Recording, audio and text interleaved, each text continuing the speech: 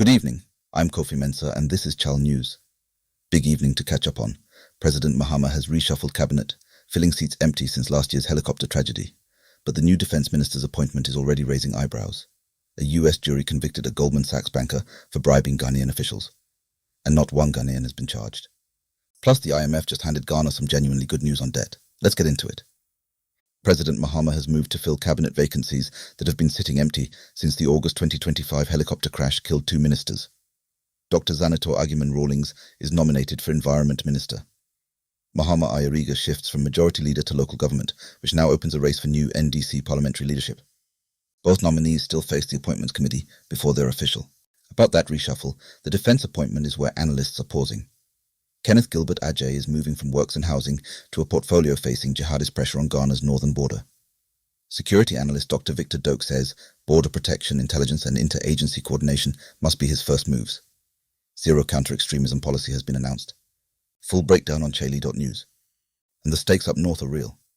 A new Catholic Relief Services study, done with Ghana's National Peace Council, says it's not ideology pulling young northerners toward violent extremism. It's joblessness and social exclusion. With Burkina Faso and Mali's jihadist pressure still mounting, no government policy response has been announced. That's the part that stings. Now this one. A US federal jury has convicted former Goldman Sachs banker Asante Kwaku Berko, 52 years old, of paying over $1 million in bribes to Ghanaian officials, including a Minister of Power and sitting MPs, to win a power plant contract. He faces up to 30 years in prison. Not a single Ghanaian official has been charged. Let that sink in. Meanwhile, lawyers for both Chairman Wontumi and former NAFCO CEO Hanan Abdul Wahab have petitioned Chief Justice Paul Bafo-Boni, arguing their clients are being unconstitutionally forced to stand trial while every other criminal case is paused for legal vacation. Former AG Godfred Yeboah-Dame agrees the procedure wasn't followed. Wontumi's team calls it selective justice. Separately, Wontumi, currently serving a 20-year sentence at Nsawam for illegal mining, has filed a bail application at the High Court pending his appeal. The hearing is set for August 19th, days after the NPP's Democracy Under Attack March. Some genuinely good economic news. The IMF is proposing to upgrade Ghana's debt distress rating from high to moderate, the first improvement since the country defaulted on external debt in 2022. The fund says macroeconomic stability has improved, but warns vulnerabilities remain. Still, 4 years on from that default, this matters. 26 Ghanaian districts are set to lose free indoor malaria spraying from 2027.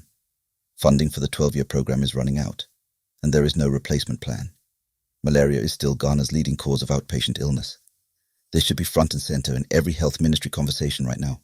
On hospitals, the health minister has told Catholic bishops the government can only push to complete 35 of the 111 agenda 111 hospitals. He's asking the Catholic Church to help manage some of the stalled facilities. The other 76 sites? No timeline. Full story on chale.news. Soldiers and excavators hit Laboma Beach in Accra today, RegSec's most visible demolition yet of structures blamed for the city's flooding. This follows the deadly June 29th floods and weeks of smaller interventions. The machinery is finally talking louder than the press conferences. Black Queen's captain Portia Boki has been clear. The WAFCON trophy matters, but the real prize is a 2027 Women's World Cup spot. Ghana face Malawi in the quarterfinals this Sunday in Rabat. Qualification is on the line. Get behind them. Medeama SC have been drawn against TP Mazembe in the CAF Champions League preliminary round. 10-time continental champions. Medeama host the first leg in Tarkwa between September 4th and 6th, then travel to Kinshasa. Tough draw, but this is the stage they worked for. Meet Roger Trey Haun Mambora, 20 years old from Nalarigu Northeast region.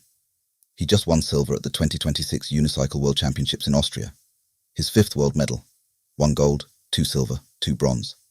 He competes with zero institutional support and is growing the sport back home. Ghana, we should know this young man's name. Ghana says goodbye to Beverly Afaglo tomorrow, Saturday the 8th, with final funeral rites at the State House forecourt from 7 a.m, followed by a Thanksgiving service Sunday at Action Chapel in Tema. She was 42, and she was loved. Rest well.